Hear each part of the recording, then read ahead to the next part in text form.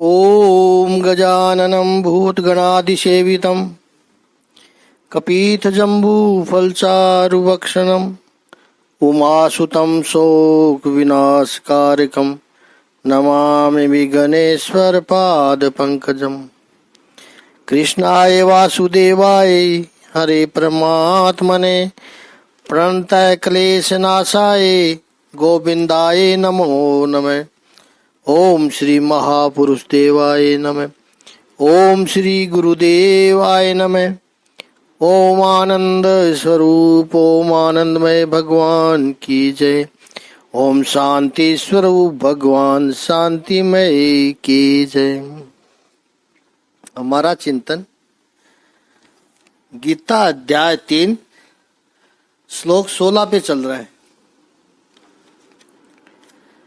भगवान श्री कृष्ण कहते हैं ये सृष्टि का चक्कर चल रहा है वो यज्ञ के ऊपर आधारित है। और यज्ञ का अर्थ बार बार हम स्पष्ट करते जा रहे हैं कि यज्ञ का अर्थ है शेयरिंग एंड केयरिंग, परोपकार की प्रवृत्ति, सेल्फलेस एक्टिविटी, निष्काम कर्म योग, वही यज्ञ है। उसके ऊपर आधारित है यह सृष्टि का सारा चक्र, सारा सिस्टम। यज्ञ स्मरण भाव से, परोपकार भाव से यह सृष्टि का सबसे बड़ा परम सर्वोच्च सिद्धांत है। व्यक्ति और समष्टि एक दूसरे पर आधारित है। यहाँ कोई भी व्यक्ति इंडिपेंडेंट होने का दावा नहीं करता है, एक दूसरे पर आधारित है। ये जो बहुत अच्छी तरह से जो सिस्टम चल रहा है उसमें कंट्रीब्यूट नहीं करता है, हेल्प नहीं करता है, वह पापपूर्ण जीवन जीता है। अब इसे थोड़ा और समझें। विज्ञान ने जो प्रगति की है उसमें दो बातें अत्यंत महत्वपूर्ण है। ये दो बातें नहीं होती तो सृष्टि नहीं चलती। पहली अग्नि की खोज, अग्नि का शोध किया, अग्नि पर अंकुश किया। यह मानव विकास में बहुत बड़ी बात है। पहले भी आग तो थी, जंगलों में आग तो लगती थी, लेकिन आग के ऊपर मनुष्य का नियंत्रण नहीं था, अंकुश नहीं था। मनुष्य बेचारा ठंडी में ठिठुरता रहता, कच्चा भोजन खाता था क्योंकि आग नहीं थी, उसके पास आग नहीं थी। तो मानव जाति के विकास में एक अद्भुत मुकाम है कि मनुष्य ने आग को अपने कंट्रोल में किया। वो दो पत्थर घिस के अग्नि जलाने लगा। वो जब चाहे अग्नि जला लेता, जब चाहे अग्नि बुझा देता। जितनी अग्नि चाहिए उतनी अग्नि रख लेता। अब वो ठंडी में आग तपने लगा। आग से अपने को और अपने परिवार को जंगली जानवरों से बचा सकता था, भोजन पका सकता था। और फिर तो विज्ञान जैसे जैसे आगे बढ़ने लगा, अग्नि के विविध रूप सामने आने लगे। Steam engine, power engine. दूसरी बात है चक्र की खोज, और उसी के आगे गणित के क्षेत्र में शून्य की खोज की। यह तो अभी की बात है, मात्र भारतीय ऋषियों के पास था यह ज्ञान। आर्यभट्ट ने पूरी दुनिया को शून्य दिया। वही जीरो का सृष्टि के चक्र का आकार है। इस चक्र की वजह से कितना काम आसान हो गया। भगवान यहाँ कहते हैं एवं प्रवर्तितम चक्रम। ये चक्र जो इस प्रकार प्रवर्तित है, प्रचलित है, इस चक्र की विशेषता यह है कि वो अपने आप घूमता है। भगवान भी यहाँ यही कहते हैं कि ये जो अपने आप घूमता है, ईश्वर की मौलिकता है या ईश्वर की जो ईश्वरीय शक्ति है, उन्होंने जो सृष्टि का सृजन किया, उन्होंने सृष्टि की रचना की, वह सब अपने आप ऑपरेट होता है। वो ऑटो पायलट सिस्टम है। हाँ, उस भगवान की मौज हो सकती है कि वो कभी कभार आकर के अवतार धारण करे, आए, थोड़ा सा कचरा साफ करे पापियों को, वो बात अलग है। लेकिन एक बार सृष्टि की रचना कर दी, अब वो सृष्टि अपने आप चलती रहती है। ऑटो पायलट सिस्टम है। बार बार ईश्वर को सुबह दोपहर शाम 24 घंटे उधर बैठा नहीं रहना पड़ता है कि चल रहा है कि नहीं चल रहा है। भगवान केवल इस सृष्टि का विटनेस मात्र है। अब वो केवल साक्षी है, ऊर्जा देता रहता है बस, और ये चक्र अपने आप चलता है। अब ईश्वर ने जो ये सृष्टि की है, जो स्वयं अपने आप चलती है, उस चक्र को चलाने में जो सहकार नहीं देता है, उसमें अपना सहयोग नहीं देता है। और वो चक्र क्या है, कैसे चलता है, वो प्रभु ने इसी तीसरे अध्याय के 10वें और 11वें श्लोक में बताया है। हमने चिंतन किया है उसका, आपको याद आ जाएगा। उसको फिर से याद रखना है कि यज्ञ के साथ सृष्टि का सृजन करके प्रजापति ने कहा कि इस यज्ञ से ही तुम्हारा विकास होगा, तुम्हारी उन्नति होगी। यह यज्ञ ही तुम्हारी इष्ट कामनाओं की पूर्ति करने वाला बने। और वो कैसे करना है? परस्परम भावयंता, यही यज्ञ का कॉन्सेप्ट है। हेल्प ईच अदर्स, एक दूसरे की उन्नति में सहयोग करो। तुम केवल दूसरों की प्रगति करवाओ, दूसरा तुम्हारी प्रगति अपने आप करेगा। ऐसे एक दूसरे की उन्नति करते हुए आप परम कल्याण को पाओगे। अब ये जो मूलभूत सिद्धांत है, ये यज्ञ का सिद्धांत है। एक दूसरे की मदद करना, एक दूसरे की उन्नति करना, एक दूसरे की सहायता करना, सहकार करना। व्यक्ति अपने बारे में सोचे वो तो ठीक है, पशु कर्म है वो, लेकिन मनुष्य की जो भावना है वो दूसरों के लिए सोचना है कि दूसरों के विकास में ही अपना विकास है, दूसरों के कल्याण में ही अपना कल्याण है। अपने बारे में तो सब कोई सोचता है, उसमें कौन सी बड़ी बात है। दूसरे के बारे में सोचना, परस्परम भावयंता, भगवान कहते हैं ये यज्ञीय भावना है। और उसी में समग्र कल्याण का, समग्र राष्ट्र का, समग्र विश्व का कल्याण होगा। इस चक्र का जो फॉलो नहीं करता है, ना अनुवर्तते, केवल अपने बारे में सोचता है, वो क्या है? भगवान ने कहा अधायु इंद्रिय आराम है। पहली बात तो कहा है कि वो अधायु है, पापमय जीवन जीता है। अधायु पापमय जीवन जीता है। इसका अर्थ है वो जो भी करता है वो पाप करता है। इस पर चिंतन करेंगे कि वो पाप क्यों करता है। दूसरा, वो इंद्रिय आराम है, वो इंद्रियों का उपभोग आराम के लिए करता है, इंद्रियों में ही रमा हुआ है, भौतिक सुख में ही उसका जीवन बीतता है।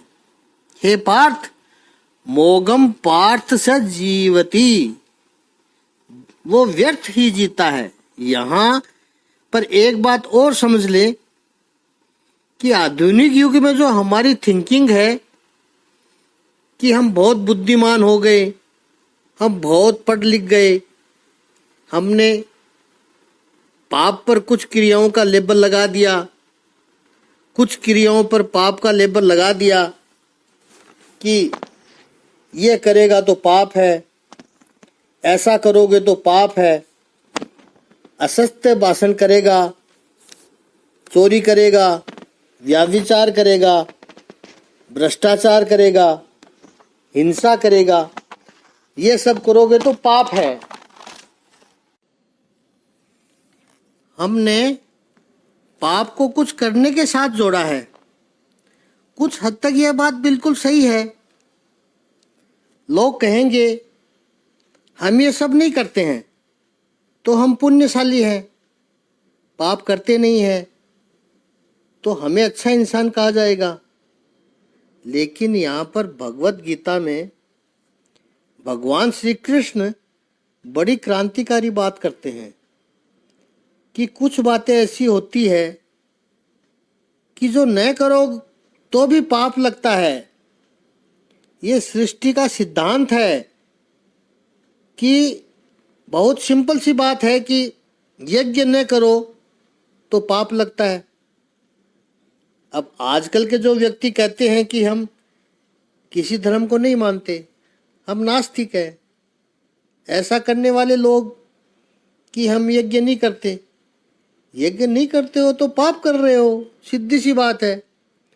दूसरे अर्थ में कहें कि व्यक्ति कहेगा कि मैं अपनी मेहनत से करता हूँ, प्रामाणिकता से मेरी आजीविका चलाता हूँ, ईमानदारी से अपना सारा कार्य करता हूँ, चोरी नहीं करता हूँ, झूठ नहीं बोलता हूँ, समय पर गवर्नमेंट को टैक्स देता हूँ, चुकाता हूँ, मेरा पूरा रिकॉर्ड क्लियर है, देख लीजिए आप उठा करके, इसलिए मैं पुण्यशाली हूँ।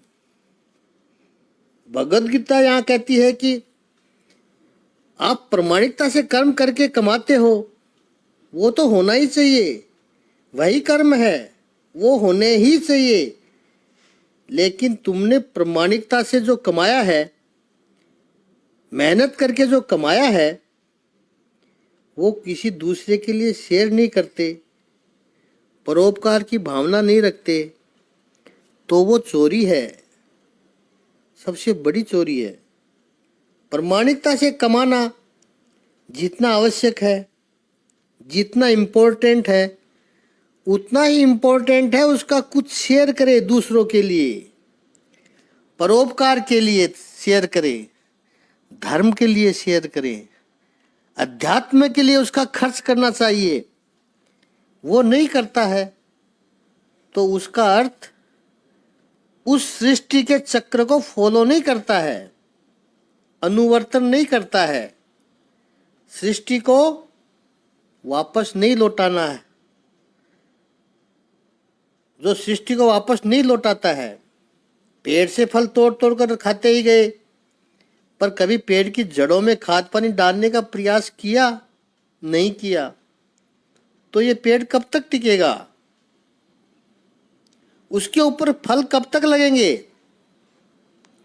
पेड़ से फल खाओ, वो आपके लिए ही हैं।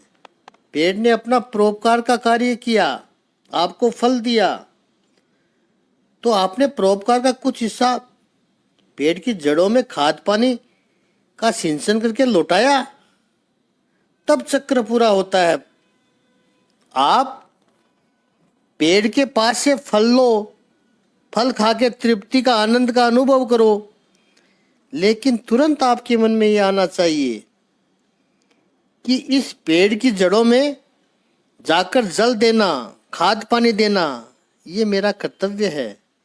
ये नहीं करोगे तो इसका अर्थ आपने वो सृष्टि का चक्र तोड़ा है। आप केवल भोगवादी बने हैं, फल खाते जाओ बस। पेड़ को जल देने की कौन सोचता है? ये इंद्रिय आराम है, ये पापी जीवन है। और भगवान तो कहते हैं मोगम पार्थ स जीवति ही, वो व्यर्थ ही जीवन जीता है। केवल अपनी इंद्रियों को बहलाने के लिए, मौज कराने के लिए जो जीता है वो व्यर्थ ही जीवन जीता है। व्यर्थ जीता है इसका अर्थ वो नहीं भी जिएगा तो भी कोई फर्क नहीं पड़ेगा। उसका होना न होना बराबर है, बल्कि बराबर भी नहीं, उसका होना नुकसानदायी है। न होगा तो अच्छा है, क्योंकि कम से कम वो नकारात्मक सहयोग तो नहीं करेगा। यहां पर भगवान ने अर्जुन को पार्थ संबोधन किया है। अब ये पूरी बात की चर्चा जब शुरू हुई है तो तीसरे अध्याय के 9वें श्लोक में भगवान ने अर्जुन को कौनते संबोधन किया था।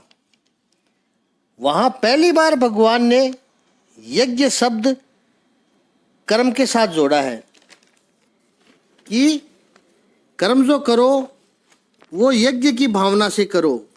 हे कौनते, यज्ञ कर्म उस परम के लिए, परमार्थ के लिए, उस परोपकार के लिए करो।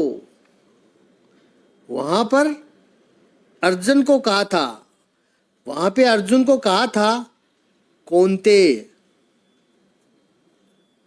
अर्थात कुंती का पुत्र। और यहां भी कहा है पार्थ, यानी पृथा का पुत्र। पृथा यानी कुंती का पुत्र। भगवान यहां कहते हैं अर्जुन से, पहली बात तो तुम मेरी बुआ का बेटा है अर्जुन, मैं तुझे कोई अयोग्य बात तो नहीं बताऊंगा। मैं तुझे जो भी कहूंगा वो तेरे कल्याण के लिए ही कहूंगा।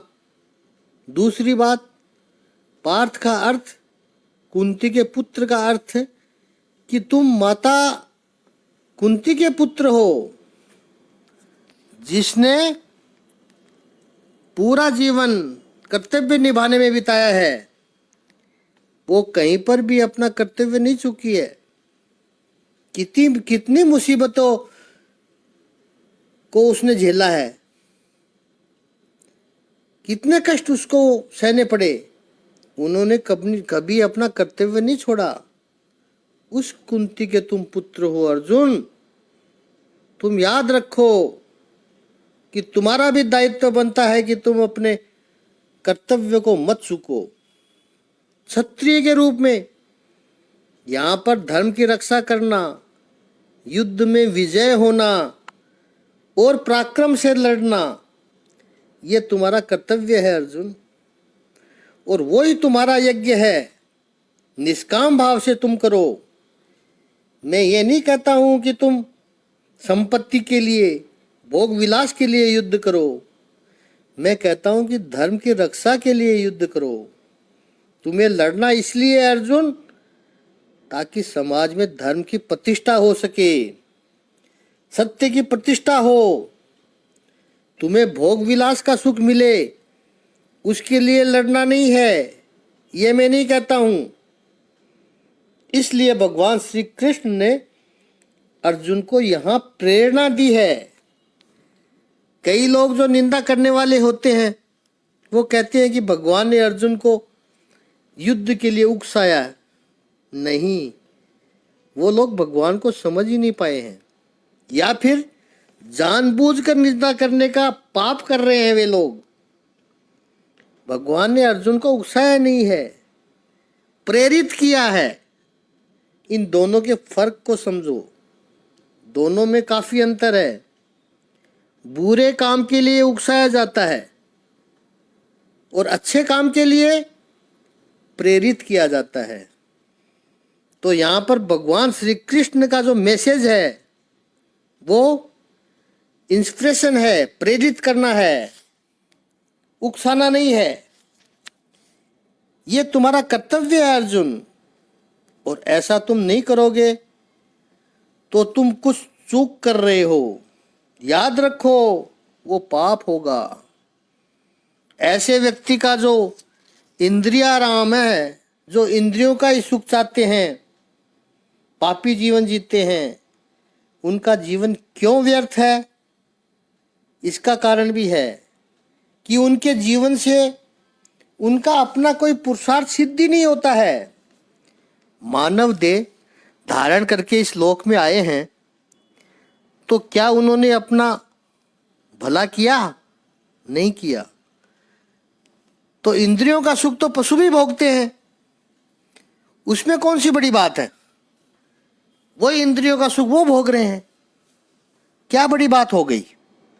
दूसरा, ऐसे लोगों के जीवन से समाज का कोई भला ही नहीं होता है, समाज का कोई कल्याण ही नहीं होता है। समाज का एक बहुत बड़ा हिस्सा, परोपकार का हिस्सा एक जगह रुक जाता है, क्योंकि वो समाज के लिए सोचता ही नहीं है, परोपकार की सोचता ही नहीं है। दूसरों के लिए कुछ करना चाहिए वो तो सोचता ही नहीं है, तो उसके जीने से किसी का कुछ भला नहीं होता है। तीसरी बात, वे अपना भला तो नहीं करते, लेकिन अधायु यानी पाप इकट्ठा करते जाते हैं। मतलब वो अपना बुरा करते हैं, अपना नुकसान करते हैं, भले ही उनको पता न चलता हो, लेकिन वास्तविकता यह है कि वो अपने पाप का बैलेंस बढ़ा रहे हैं। इसका अर्थ यह हुआ कि ये लोग जितना अधिक जिएगा उतना उनका पाप का झोला भारी होता जाएगा, इसलिए भी उनका जीना व्यर्थ है। और चौथी बात, ऐसे लोग जो केवल सेल्फिश मोटिव के लिए जीते हैं, केवल इंद्रिय भोगों के लिए ही जीते हैं, वे लोग इस सृष्टि के चक्र को डिस्टर्ब कर देते हैं, अनबैलेंस सृजन कर देते हैं, समाज की व्यवस्था को असंतुलित कर देते हैं। हमने जितने लोगों को पापी कहा, चाहे वो रावण हो, कंस हो, हिरण्यकश्यप हो, या आधुनिक युग के कुछ रावण हो, राक्षस हो, जिनको आप अच्छी तरह से जानते हैं, उनका काम ही राक्षस जैसा है, मार काट करना धर्म के नाम पे। वो राक्षस से कम नहीं है, उनको राक्षस ही समझो आप। इन लोगों ने समाज व्यवस्था को असंतुलित कर दिया, समाज का सुंदर बैलेंस था वो तोड़ दिया, इसलिए उनका जीना व्यर्थ है। मोघम पार्थ स जीवति। तो इस श्लोक में प्रभु स्पष्ट कहते हैं कि जो कर्म करने हैं वो करने ही चाहिए, नहीं करोगे तो भी दोष लगता है। थोड़ा और इसको डिटेल में सोचे। एवं प्रवर्तितम चक्रम, ये जो चक्र है उसका जो अनुवर्तन नहीं करता है। अब कोई भी सिस्टम चलता है, व्यवस्था चलती है, यंत्रणा है, हाँ उसमें कुछ बड़े पार्ट्स होते हैं, कुछ छोटे पार्ट्स भी होते हैं, लेकिन छोटे पार्ट्स का भी रोल तो उतना ही होता है। छोटा पार्ट्स की वजह से पूरी मशीन ठप हो जाती है, तो पूरी मशीन के हिसाब से देखोगे तो वो नगण्य है, लेकिन उसके बगैर काम भी नहीं चलता है। तो उस छोटे पार्ट्स का भी महत्व है, वो यदि नहीं चलेगा तो पूरा सिस्टम बंद हो जाएगा, पूरी मशीन व्यर्थ हो जाएगी, पूरी मशीन ठप हो जाएगी, फैक्ट्री ठप हो जाएगी। और भगवान श्री कृष्ण कहते हैं कि इस व्यवस्था को जो समझता नहीं है, न वर्तती, वह वस्तु, वह व्यक्ति पूरे सिस्टम में बाधा डाल रहा है, पूरे सृष्टि के चक्र को बिगाड़ रहा है। मनुष्य चाहे लाख भूल करे, वो स्वयं को सृष्टि से अलग समझता रहे कि मैं तो बलवान हूँ, मैं तो बुद्धिमान हूँ, मैं तो समझदार हूँ, और मैं तो सत्ताधीश हूँ, सत्ता मेरे, सब कुछ मेरे अंडर में है, ये सब बोलता रहे। लेकिन वास्तविकता यह है कि मनुष्य प्रकृति से, इस समाज की गतिविधि से, मनुष्य इन अस्तित्व के सिद्धांतों से जुड़ा हुआ है। संसार और व्यक्ति अलग हो ही नहीं सकते हैं। आत्मा की बात अलग है, जब उसकी चर्चा आएगी तो इस पर हम विस्तृत चर्चा करेंगे। ये तो भगवान भी कहते हैं कि ये शरीर यात्रा तो संसार से जुड़ी हुई है, प्रकृति से जुड़ी हुई है। इसलिए इस सृष्टि में चल रहे यज्ञ का पालन करना ये व्यक्ति का कर्तव्य है। और जो व्यक्ति ये चूक जाता है, केवल ममता, स्वार्थ, वासना, मोह, अहंकार ऐसे विचारों से युक्त होकर केवल अपनी इंद्रियों को सुख देने में डूबा हुआ है, उसे यहाँ पर भगवान ने इंद्रिया रामो कहा है, केवल इंद्रियों में रमन करने वाला कहा है। और कहा है ऐसा मनुष्य तो पशु से भी बदतर है। पशु से बदतर है, क्यों है? क्योंकि पशु योनि में तो वो जीव है, वो तो बेचारा अपने पूर्वकृत पाप है उनको पूरा कर रहा है, वो नए पाप तो नहीं करता। पशु कभी भी नए पाप का बंधन खड़ा नहीं करता है, अपने पुराने पापों को खपा रहा है। जबकि मनुष्य जन्म में आकर मनुष्य शरीर पाकर के जो व्यक्ति ये पाप कर्म कर रहा है, वो क्या कर रहा है? जो पुण्य करने का अपना जो मौका था उसको गंवा रहा है। जो पुण्य करने का उसको अवसर मिला है उसको खो रहा है। रामचरितमानस में तुलसीदास जी कहते हैं उत्तरकांड में, बड़े भाग मानुष तनु पावा। वो श्रीमद् भागवत के 7वें स्कंद में प्रहलाद जी जो उपदेश करते हैं, मानव जीवन दुर्लभ है, एक बहुत बड़ा अवसर मिला था मानव जन्म पाकर पुण्य कमाने का, उसे गवा रहा है। पुण्य तो नहीं कर रहा है, पाप कर रहा है। इसका अर्थ वो अपने अधः पतन का मार्ग बना रहा है। इसलिए उसको इंद्रिया रामो कहा है, अधायु कहा है, पाप पूर्ण जीवन जी रहा है, व्यर्थ जीवन जी रहा है। अपने लिए तो पाप कमा ही रहा है, वो सृष्टि को दुखी दे रहा है, सृष्टि को भी दुख दे रहा है। मोघम पार्थ स जीवती, ऐसा बहुत ही सभ्य भाषा में भगवान श्री कृष्ण ने कहा है कि ये व्यक्ति व्यर्थ जीता है। इसका अर्थ स्पष्ट भाषा में ये हुआ कि भगवान ये कहना चाहते हैं कि ऐसा व्यक्ति मर जाए तो अच्छा है, व्यर्थ जीता है। इसका अर्थ हुआ कि मर जाए तो अच्छा है, क्योंकि ऐसे व्यक्ति के न रहने से कम सृष्टि में दुख तो नहीं होगा, कम से कम वो सृष्टि को अनबैलेंस कर रहा था वो तो नहीं होगा। देखिए इस अध्याय में प्रभु कितने स्पष्ट हैं। 3रे अध्याय यानी इसी अध्याय के 12वें श्लोक में प्रभु ने कहा कि जो परस्पर आदान प्रदान नहीं करता है वो चोर है। जो सृष्टि से लेता ही रहता है, वापस नहीं लौटाता है, उसको भगवान ने कहा है वो चोर है। और 12वें श्लोक में चोर कहा है और 16वें श्लोक में और कड़क भाषा का उपयोग किया है कि वो व्यर्थ ही जीता है। ऐसे व्यक्ति का होना न होना बराबर है। इसलिए जीवन में हमेशा ये प्रयास करना है कि जो प्रवृत्ति चक्र है, यज्ञ चक्र है, सृष्टि भी एक यज्ञ चक्र है। चक्र का एक केंद्र होता है, केंद्र बिंदु से सारी त्रिज्याएं सब समान होती है। ये हमने गणित में पढ़ा था। सारी त्रिज्याएं मिडिल बिंदु से एक समान होती है, समान अंतर पर होती है उस केंद्र बिंदु से। तो ये सर्कल की विशेषता होती है। तो सृष्टि भी एक सर्कल है, चक्र है। इसका अर्थ जितने भी जीव है, ये समझने वाली बात है, थोड़ा सा ध्यान दीजिए कि जितने भी जीव है, जितने भी पदार्थ है, जितने भी प्राणी है, वे सभी उसका जो केंद्र है यानी सृष्टि का जो केंद्र है आत्मा और परमात्मा, उससे सब समान दूरी पर है, समान रूप से जुड़े हुए हैं।